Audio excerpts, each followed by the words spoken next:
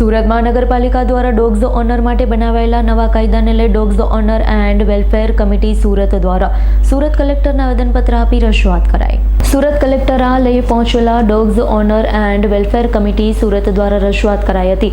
સુરત મહાનગરપાલિકા દ્વારા હાલમાં ડોગ્સ રાખનાર માલિકો માટે નવો કાયદો બનાવાયો છે, જેમાં સુરત મહાનગરપાલિકાના આરોગ્ય વિભાગ દ્વારા કૂતરા કર લેવા અને પાડવા તથા રાખવા બાબતે કૂતરા માલિકે પાડોશી સોસાયટી પ્રમુખ સહિત 10 લોકોની સહમતિ રજૂ કરવા જણાવ્યું છે, જેને લઈ dogs honour and welfare committee Surat દ્વારા વિરોધ કરાયો હતો. સાંભળો શું કહી રહ્યા છે ડોગ્સ ઓનર કમિટીના સભ્યો. શું ક્વેરી આવી ફોર્મ ભર્યા પછી? ક્વેરી મારી બે ટાઈપની છે. મેડમે જે રીતના કીધું એ પ્રમાણે કે મારે એક તો પહેલાં ડોગના ફોટા સાથેની પ્રોબ્લેમ છે.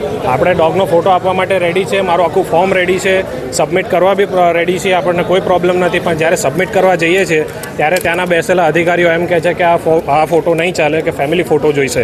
તમે મેન્શન ક્યાં કર્યું છે ફોર્મમાં કે ફેમિલી ફોટો લાવો કે કયો ફોટો લાવો? બીજી વસ્તુ, જ્યારે સહીની વાત આવે છે ત્યારે સોસાયટીમાં એમ કહેવામાં આવે છે કે સહીના સાથે સાથે આધાર કાર્ડ લાવો. હવે કયો માણસ મને આધાર કાર્ડ આપે? તમે કોઈ અજાણ્યા માણસને આધાર કાર્ડ આપશો તમારો? નહીં આપો ને. તો આધાર કાર્ડની બી પ્રોબ્લેમ આવે છે. હવે ફોર્મમાં ક્યાં લખ્યું છે કે તમે આધાર કાર્ડ બી લઈને આવો? તો ચલો, તમે તો પાળેલું શ્વાન છે, પણ સોસાયટીમાં ફરતા શ્વાન છે, એના માટે બી શું કરો? હા, એ જ ને. એ બાબતે શું નિર્ણય એ લોકો શું કહે છે બાબતે? એના બાબતમાં તો એમને કંઈ કહેવું નથી ને. એમને જવાબદારી લેવા તૈયાર નથી. એ બી તમારા માથે નાખવા તૈયાર છે લોકો. તમે ખવડાવો છો, તમે અગર કોઈ પેટ સ્ટ્રે ડોગને કે કેટને ખવડાવો છો તો એની બી જવાબદારી તમારી છે. એ જવાબદારી કોર્પોરેશનને રાખવાની.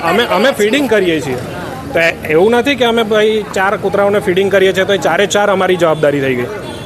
તમે ફીડિંગ કરો ડોગનું, અમને જરૂર નથી ફીડિંગ કરવાની. તો પછી ગીતાંજલિ ઇટાલિયા SPCAમાં હું મેમ્બર છું, અને એને લઈને ઘણા બધા ફોન આવતા હોય છે મારી પર, કે જે અત્યારે રજિસ્ટ્રેશનનો મુદ્દો જે કાઢ્યો છે આમાંથી કોર્પોરેશનમાંથી, તો સુરત મહાનગરપાલિકાને અમે રજિસ્ટ્રેશન કરાવવા તૈયાર છીએ. અમારા દરેક, એ તો અમારા માટે બાળકો છે અને અમે એનું રજિસ્ટ્રેશન કરાવશું. પણ જે નિયમો વધારાના, જે સંવિધાનના વિરોધના જે નિયમો આમાં એડ કરવામાં આવ્યા છે, અમારે એનો વિરોધ કરવાનો છે.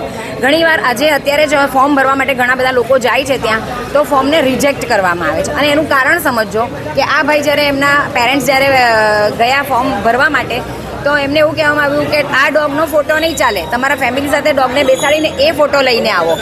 તો તમે ફોર્મમાં એવું કોઈ મેન્શન કરેલું નથી, ફક્ત એટલું મેન્શન કરેલું છે કે કૂતરાનો ફોટો.